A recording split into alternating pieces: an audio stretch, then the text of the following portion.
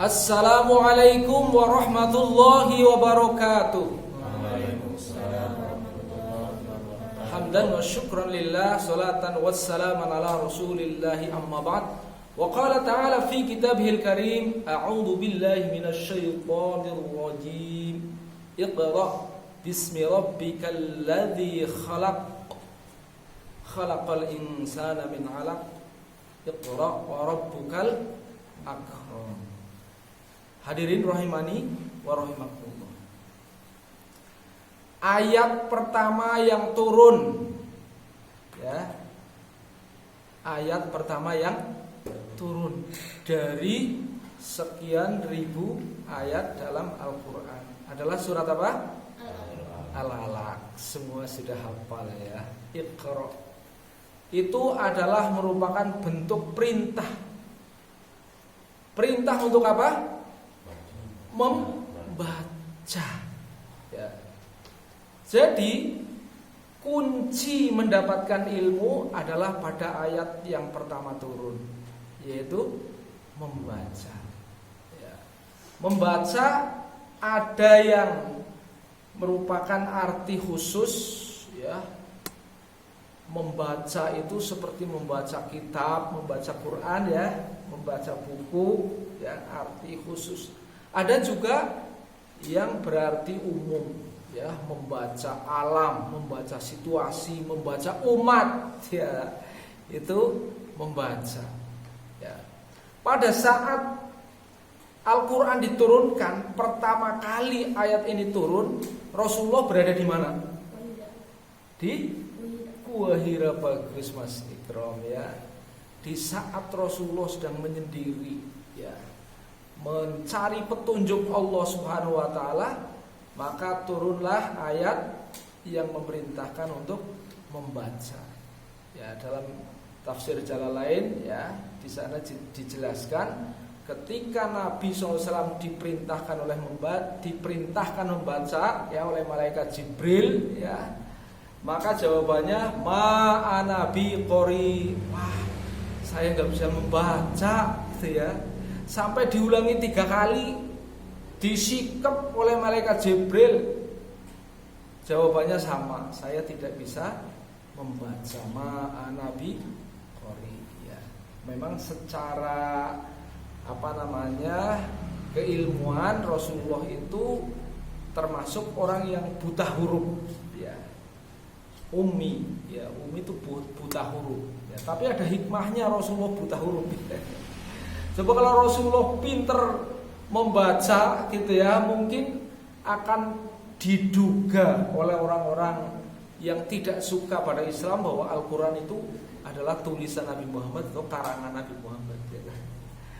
Nah, bagaimana bisa terjadi Al-Quran itu akan disangkakan oleh Nabi, oleh orang-orang yang suka membuli, ya, sebagai karya Nabi Muhammad, sedangkan Nabi Muhammad sendiri tidak bisa membaca, tidak bisa menulis, ya. Nah, ini kan menunjukkan bahwa Al-Quran itu tiada lain dan tiada bukan adalah wahyu dari Allah Subhanahu wa taala. Tetapi walaupun Rasulullah Shallallahu alaihi wasallam mengatakan ma'ana biqori, saya tidak bisa membaca, tapi Rasulullah mendapatkan wahyu dan ditalaki oleh malaikat Jibril, sehingga dia memahami makna Al-Quran dengan sepenuhnya, ya, dengan sempurna. Tapi kalau kita kira-kira ditalaki oleh malaikat Jibril enggak, Mas Asrof?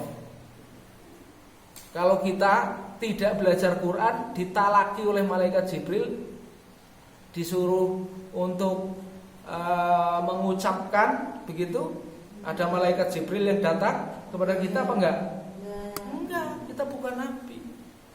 Ya, oleh karena itu ada usaha dan cara-cara bagaimana untuk bisa membaca Quran dengan benar, ya. Maka ada metode yang sangat canggih, ya, untuk belajar huruf-huruf dalam Al-Quran. Dulu kita belajar Al-Quran mulai dari apa? Asrof belajar Al-Quran dari apa mulai? Abata saja hakho, kan gitu ya? Iya Mas Ustaz, ingat ya, gitu ya. Ya. Nah, sekarang ada metode himpunan. Nah, Abah ngasih tahu metode himpunan. Kalau metode himpunan, maka mengajarkan huruf-huruf tidak harus urut dari alif, ba, ta, ya.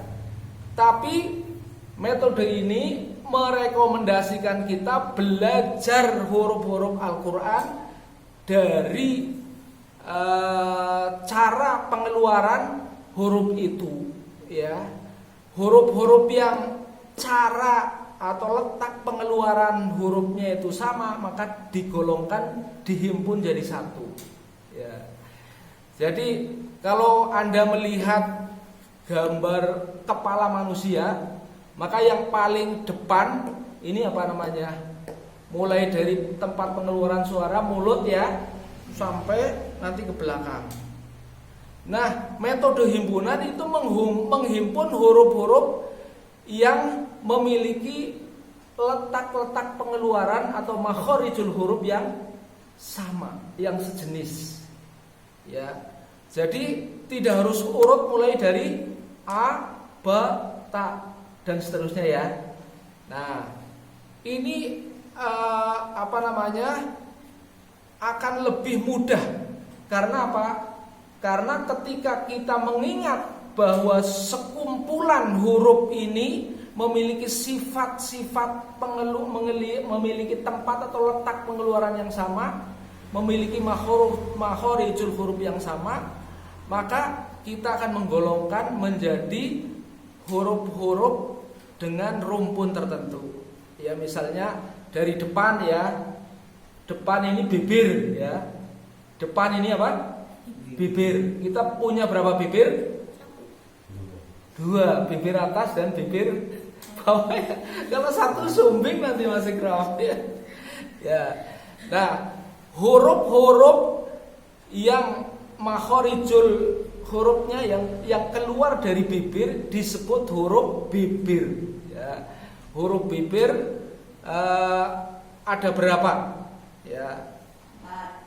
Huruf bibir ada berapa? 4. Bagus ya. Huruf bibir kita bisa mencoba praktek ya. Yang keluar melalui bibir. Kalau bibir tertutup, huruf yang dikeluarkan apa? Ma. Ya, terus ada lagi ba. Ya kan? Jadi ba sama ma itu adalah huruf bibir tertutup ya. Mudah kan? Kalau huruf bibir yang terbuka apa? Wa ya. Wa itu posisinya bisa di depan wa, bisa posisinya huruf lain yang di belakang. Misalnya sau. Ya, sau wawunya di belakang ya. Sau. Pasti bibir kita akan berubah. Iya benar? Ya.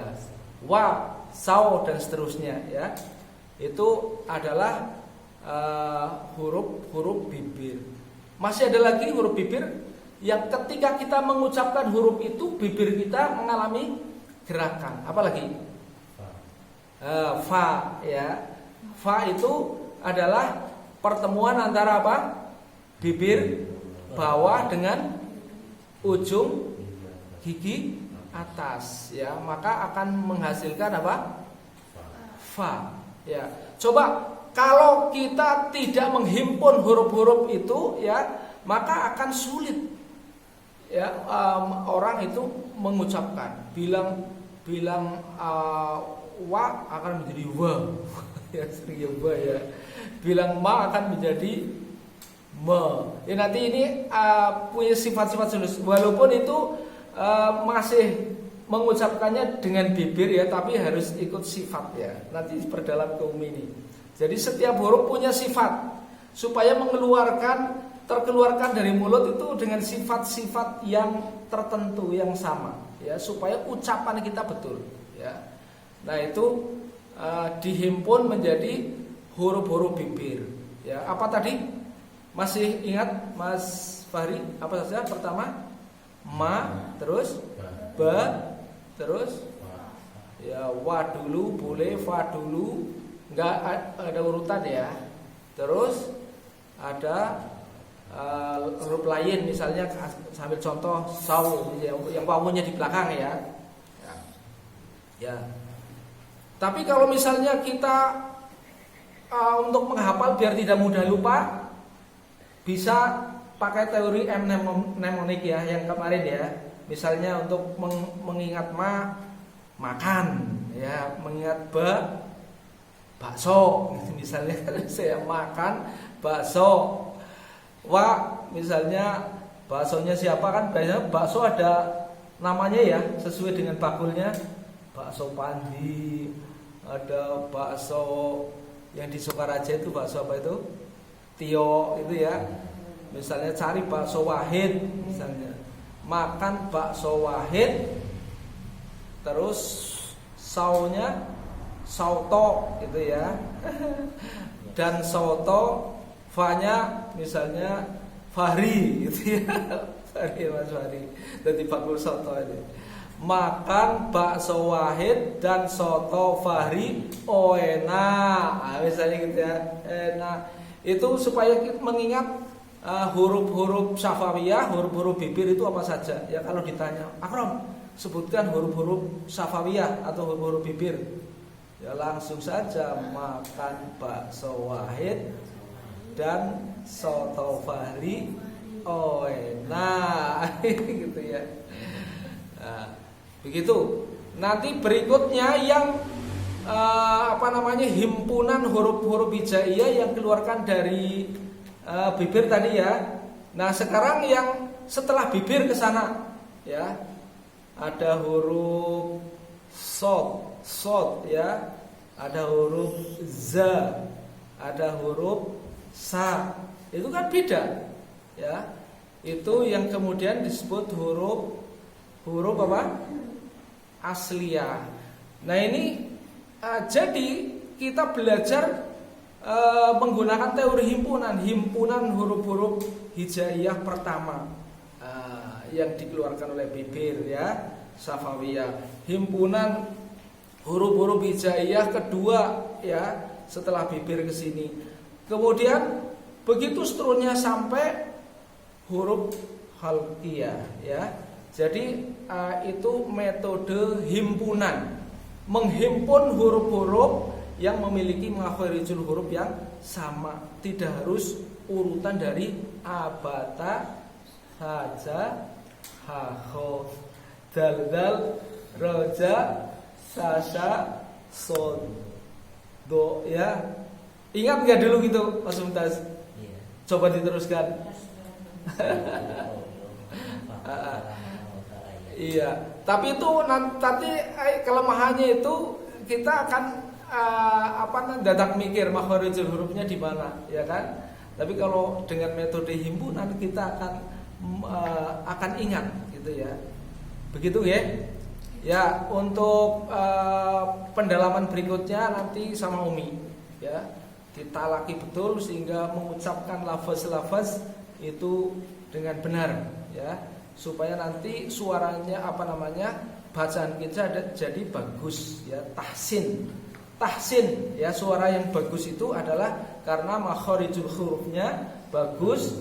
Yang kedua karena hukum-hukum tajwidnya diamalkan dengan baik. Yang ketiga tinggal mengatur suaranya supaya suaranya juga bagus gitu. Nanti setelah itu baru belajar kemarin makrom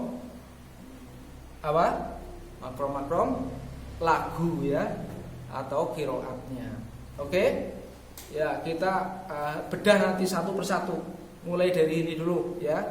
Nanti harus hafal dengan metode himpunan ya. Ya, dari huruf himpunan huruf syafawiyah sampai halqiyah. Sekian, terima kasih atas perhatian. Mohon maaf atas kekurangan. Billahi taufiq wal hidayah. Wassalamualaikum warahmatullahi wabarakatuh. Waalaikumsalam.